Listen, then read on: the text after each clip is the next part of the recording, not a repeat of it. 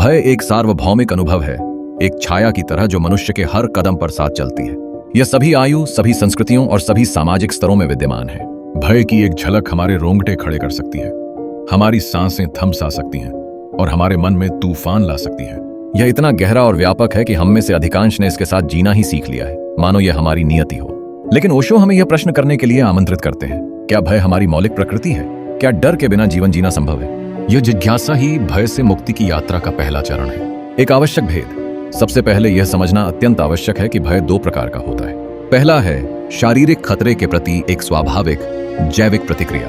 यदि आपके सामने एक सिंह आ जाए तो डर कर भागना या लड़ना एक स्वस्थ प्रवृत्ति है।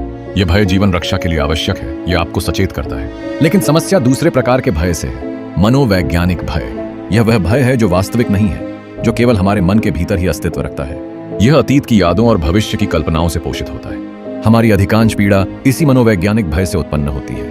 मनोवैज्ञानिक भय का एकमात्र मूल स्रोत है अहंकार या मैं की भावना। यह अहंकार एक नाजुक काल्पनिक इकाई है जो लगातार अपने अस्तित्व को बनाए रखने के लिए संघर्ष करती रहती है। इसे चोट लगने का, टूटने का, खो जाने का या कमतर साबित होने का सतत भय बना रहता है। जब कोई आपकी आलोचना करता है तो आपको डर नहीं लगता कि आपका शरीर क्षतिग्रस्त हो जाएगा, बल्कि डर लगता है कि आपका अहंकार आहत होगा। यह अहंकार का ही भय है जो हमें दूसरों की राय, असफलता की संभावना और अज्ञात के प्रति कमजोर बनाता है। भय हमेशा अज्ञात से पैदा होता है। जो चीज हम जानते हैं उससे हमें भय नहीं लगता, चाहे वह कितनी भी कठोर क्यों ना हो। लेकिन अज्ञात, अनिश्चित और अस्पष्ट के प्रति हमारे मन में एक सहज आशंका जन्म लेती है। भविष्य अज्ञात है, मृत्यु अज्ञात है, परिवर्तन अज्ञात है। हमारा मन नियंत्रण चाहता है और अज्ञात पर नियंत्रण संभव नहीं है। इसलिए मन अज्ञात के प्रति एक सुरक्षात्मक दीवार खड़ी कर देता है जिसका नाम है भय। यह भय वास्तव में अज्ञात के प्रति हमारे आकर्षण और जिज्ञासा को भी दबा देता है। ध्यान से देखें तो हम पाएंगे कि हमारा अधिकांश भय या तो अतीत की किसी दर्दनाक घटना की पुनरावृत्ति के डर से जुड़ा है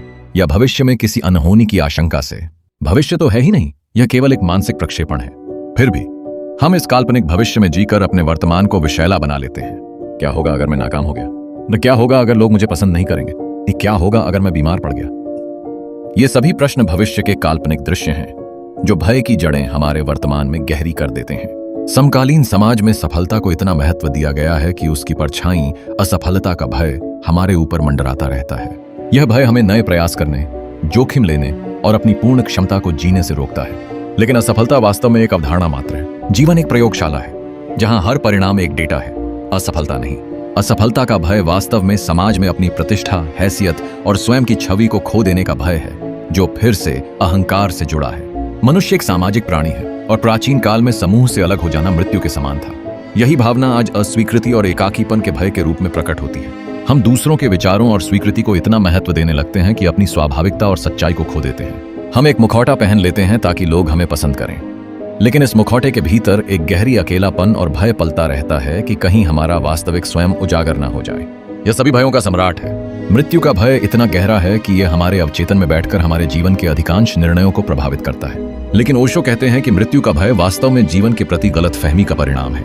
हम स्वयं को इस शरीर और इस मन से पूर्णतः पहचान लेते हैं। हमें लगता है कि मृत्यु में हम समाप्त हो जाएंगे। यह अहंकार का अंतिम और सबसे बड़ा भय है। मृत्यु का भय वास्तव में अज्ञात के प्रति भय और अपने सीमित अस्तित्व के खो जाने के भय का मिश्रण है। मनुष्य का मन ज्ञात और परिचित में सुरक्षा महसूस करता है। एक ज्ञात नर्क एक अज्ञात स्वर्ग से बेहतर लगता है। यही कारण है कि हम दुखद संबंधों, असंतोषजनक नौकरियों और सीमित विश्वासों से चिपके रहते हैं। परिवर्तन अज्ञात है, इसलिए हम स्थिरता और सुरक्षा के मोह में जकड़े रहते हैं, भले ही वह स्थिरता एक जीवंत जीवन जीने में बाधक ही क्यों न हो। यह सुरक्षा का मोह ही भय का एक सूक्ष्म रूप है। हमारा अहंकार लगातार प्रशंसा और स्वीकृति चाहता है। आलोचना इस अहंकार पर एक प्रहार की तरह होती है। इसलिए हम अपने विचारों और कार्यों को इस तरह से ढालने लगते हैं कि कोई हमें आलोचना न करे, कोई हमें कम न समझे। यह भय हमें झूठ बोलने, दिखावा करने और अपनी सच्ची राय व्यक्त न करने के लिए मजबूर कर देता है। इस प्रकार हम अपनी आंतरिक स्वतंत्रता को खो देते हैं। जीवन परिवर्तन का ही दूसरा नाम है। सब कुछ प्रवाहमान है, लेकिन हमारा अहंकार स्थायित्व चाहता है। यह एक निश्चित पहचान, एक निश्चित छवि बनाए रखना चाहता है। परिवर्तन इस पहचान को ध्वस्त कर देता है। इसलिए हम आंतरिक और बाहरी परिवर्तन दोनों से डरते हैं। नौकरी बदलने, रिश्ते बदलने या अपने विचार बदलने में भी हमें भय लगता है, क्योंकि इससे हमारी जात दुनिया अस्त व्यस्त हो सकती है। प्रेम मनुष्य की सबसे गहरी आकांक्षा है, लेकिन साथ ही प्रेम में असफल होने या धोखा खाने का भय भी उतना ही गहरा है। यह भय अक्सर हमें पूर्ण रूप से प्रेम करने से रोकता है। हम अपने हृदय के द्वार बंद कर लेते हैं ताकि चोट न लगे। लेकिन ओशो कहते हैं प्रेम में डरना ही सबसे बड़ी असफलता है। जो डर कर प्रेम करता है वह वास्तव में प्रेम कर ही नहीं रहा होता। वह एक सौदा कर रहा होता है, एक सुरक्षा का इंतजाम कर रहा होता है। धन और संसाधनों का भय आधुनिक युग में बहुत प्रबल है। यह भय हमें लालची, संचय करने वाला और दूसरों के प्रति प्रतिस्पर्धी बना देता है। हम भविष्य के लिए इतना अधिक संचय करने लगते हैं कि वर्तमान को जीना ही भूल जाते हैं। यह भय वास्तव में जीवन के प्रवाह में अविश्वास का प्रतीक है। यह विश्वास कि अस्तित्व हमारी देखभाल नहीं कर सकता।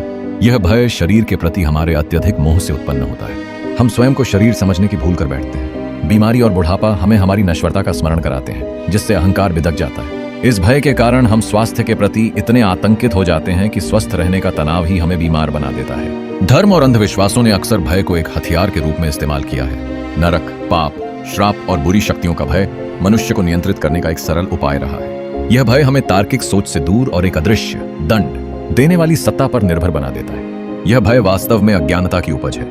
भय एक संकीर्ण कोठरी की तरह है जो हमारे अस्तित्व को सिकोड़ देती है। यह हमारे अनुभवों, हमारे प्रेम और हमारी जिज्ञासा को सीमित कर देता है। एक भयभीत व्यक्ति पूर्ण रूप से न तो जी पाता है और न ही प्रेम कर पाता है। उसका पूरा जीवन सुरक्षा के छोटे छोटे दायरों में सिमट कर रह जाता है। भय से मुक्ति इस कोठरी के दरवाजे खोलने जैसा है, जहां अनंत आकाश हमारी राह देख रहा होता है। एक भयभीत मन कभी भी सही और स्पष्ट निर्णय नहीं ले पाता। वह या तो जल्दबाजी में गलत फैसले लेता है या फैसला लेने से ही बचता रहता है। भय हमारी सूझबूझ और रचनात्मकता को अवरुद्ध कर देता है। भय से मुक्त मन ही स्वच्छ और केंद्रित होकर जीवन के जटिल प्रश्नों का समाधान ढूंढ सकता है। भय पर आधारित संबंध कभी स्वस्थ नहीं हो सकते। यदि आप अपने साथी, अपने माता पिता या अपने मित्रों से डरते हैं तो वह प्रेम नहीं, एक गुलामी है। भय ईर्ष्या, स्वामित्व और नियंत्रण की भावना को जन्म देता है, जो किसी भी रिश्ते को धीरे धीरे खोखला कर देते हैं। भय से मुक्ति ही हमें वास्तविक, निस्वार्थ और निर्भय प्रेम का अनुभव करने में सक्षम बनाती है। आत्मज्ञान और आध्यात्मिक विकास का मार्ग सदैव अज्ञात की ओर जाता है। यह मार्ग परंपराओं, विश्वासों और जात सुरक्षा क्षेत्रों को तोड़ता है। एक भयभीत व्यक्ति इस मार्ग पर चलने का साहस नहीं जुटा पाता। वह जानता पहचाना ढांचा छोड़ने को तैयार नहीं होता। इस प्रकार भय उसे उसकी परम संभावना, उसके देवत्व तक पहुंचने से रोक देता है। आधुनिक विज्ञान भी मानता है कि लगातार बना रहने वाला भय और तनाव शरीर की प्रतिरक्षा प्रणाली को कमजोर कर देता है। यह अवसाद, चिंता, उच्च रक्तचाप और हृदय रोगों जैसी अनेक बीमारियों का मूल कारण है। भय से मुक्ति केवल एक मानसिक शांति ही नहीं, बल्कि एक बेहतर शारीरिक स्वास्थ्य की कुंजी भी है। भय का अस्तित्व केवल अतीत या भविष्य में है। वर्तमान क्षण में, यहाँ और अभी, भय के लिए कोई जगह नहीं है। जब आप पूर्ण रूप से वर्तमान में होते हैं, चाहे एक फूल को देख रहे हों, संगीत सुन रहे हों या सांस ले रहे हों, तो भय गायब हो जाता है। भय से मुक्ति का अर्थ है वर्तमान क्षण में पूर्णतः जीने की कला सीखना। एक भयभीत व्यक्ति की ऊर्जा संकुचित और केंद्रित हो जाती है। वह अपनी आंतरिक शक्ति को महसूस नहीं कर पाता। भय हमें बाहरी घटनाओं और लोगों का शिकार बना देता है। जब भय समाप्त होता है तो एक नई प्रकार की शक्ति, एक आंतरिक दृढ़ता जन्म लेती है, जो बाहरी परिस्थितियों से प्रभावित नहीं होती। रचनात्मकता एक जोखिम है, ये अज्ञात में छलांग है। एक भयभीत व्यक्ति हमेशा सुरक्षित और ज्ञात रास्ते पर चलेगा।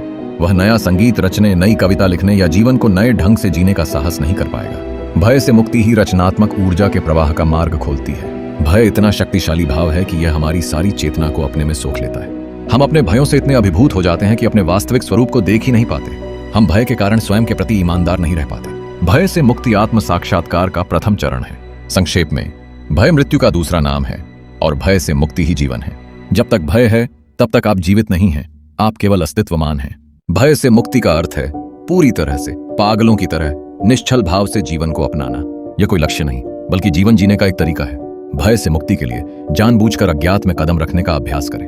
कोई नया काम शुरू करें, किसी नए व्यक्ति से मिलें, एक अलग मार्ग से यात्रा करें, छोटे छोटे जोखिम लें। इससे आपके भीतर एक नया आत्मविश्वास पैदा होगा और आपको एहसास होगा कि अज्ञात डरावना नहीं, बल्कि रोमांचक और नवीनता से भरपूर है।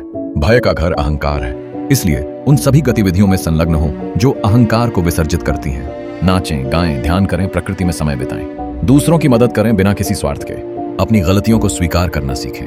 ये सभी क्रियाएं अहंकार की दीवारों को ढहाती हैं और भय को बाहर निकाल देती हैं। ओशो ने भय सहित दबी हुई मनोऊर्जा को मुक्त करने के लिए कई सक्रिय ध्यान विधियां दी हैं, जैसे ओशो डायनामिक मेडिटेशन। इस ध्यान में शरीर को हिलाना, आवाज निकालना और दमित भावनाओं को बाहर फेंकना शामिल है।